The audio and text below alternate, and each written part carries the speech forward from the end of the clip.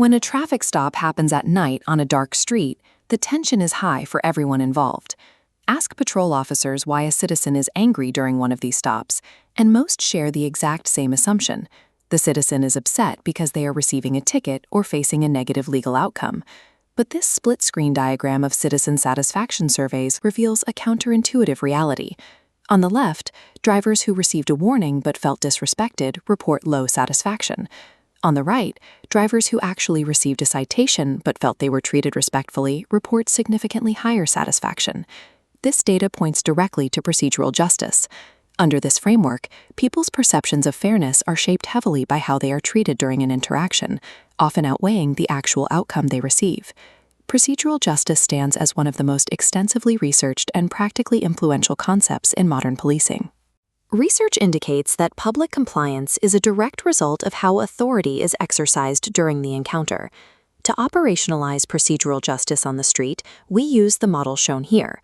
This breaks the concept down into 4 distinct, measurable pillars. The first pillar is voice. This means giving the citizen a chance to be heard before a decision is finalized. Letting a driver briefly explain why they were speeding before you start writing the citation is a direct application of voice. The second pillar is neutrality. This requires consistent, transparent, and unbiased reasoning. For example, explaining that you run radar at a specific intersection because of a high collision rate, rather than personal preference, demonstrates neutrality. The third pillar is respect. This means maintaining human dignity throughout the entire encounter, regardless of the outcome. Addressing a suspect politely while making a lawful arrest satisfies this requirement. The fourth pillar is trustworthiness. This is the citizen's belief that you, the decision-maker, are acting in good faith and for the right reasons. When you actively establish these 4 pillars, the public perceives the interaction as fair. That perception is the specific mechanism that manufactures institutional legitimacy. Let's test a hypothetical scenario. 2 identical traffic stops with the exact same legal outcome, a citation. This flowchart tracks the procedural paths of 2 identical stops.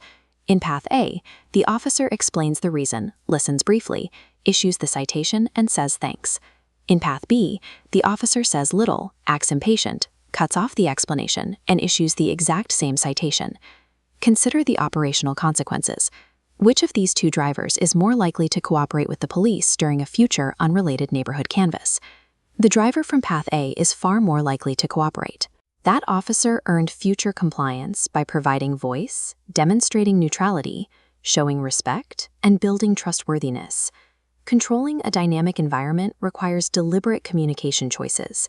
An officer's steady hand directly influences a citizen's immediate reaction. Street-level tactics serve a critical function. They are the literal mechanisms that dictate future public cooperation and ensure officer safety. As this diagram shows, the model scales inward. The exact same 4 pillars that govern public interactions also govern internal agency dynamics. Employees need voice when command staff drafts new policies. They also need to trust that internal discipline is applied with absolute neutrality. Furthermore, when officers are treated with respect during internal investigations and view leadership as having trustworthiness, overall morale stays intact. As we covered in Module 6, this internal application of procedural justice is how leadership generates true, lasting commitment from staff, rather than extracting simple, grudging compliance. This dynamic scales upward to a macro level through a phenomenon called legal socialization.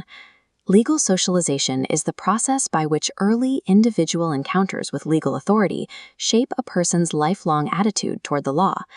Look at how these micro-interactions aggregate over time. Single patrol stops connect and multiply, eventually defining the culture of an entire community. System-wide legitimacy relies on the aggregation of individual, procedurally just encounters. We can apply this exact framework to the systemic oversight systems analyzed in your assigned reading from Kerrigan, which evaluates how agencies handle public complaints.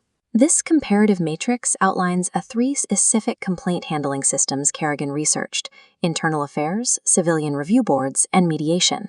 Traditional internal affairs often struggles to build trust, while mediation yields higher satisfaction through voice and respect. For civilian review boards, the green highlight shows they improve perceived transparency. However, looking below, they do not reliably increase sustained complaints or overall complainant satisfaction. Structural oversight can successfully shift institutional perception, but altering the operational reality on the street requires personnel to consistently apply the 4 pillars of procedural justice. As we conclude AJ 220, this grid visualizes the 4 distinct analytical themes that have run consistently through all 8 modules. Theme 1: Power requires accountability. We explored this thoroughly in Module 2 when discussing legal constraints and civilian oversight. Theme 2: Culture shapes behavior more reliably than rules alone. We analyzed this in Module 4 through the lens of peer intervention and agency subcultures. Theme 3: Process matters just as much as outcome. We cemented this today in Module 8 with the data on procedural justice. Theme 4: History repeats recognizable ethical tensions. We tracked this early in Module 1 by examining the evolution of early American policing models. These 4 themes provide a lens for navigating the organizational and ethical challenges inherent in law enforcement leadership. Congratulations on completing the coursework. Balancing an 8-week online program with a professional career requires significant discipline, and you have put in the hard work to succeed. Please note this final deadline. The final examination closes on Saturday, December 5 at 11:59 p.m. As you move forward, the concepts of power, culture, and procedural justice provide an enduring analytical framework. You can successfully apply this lens to evaluate, understand, and improve any organization you join in your career.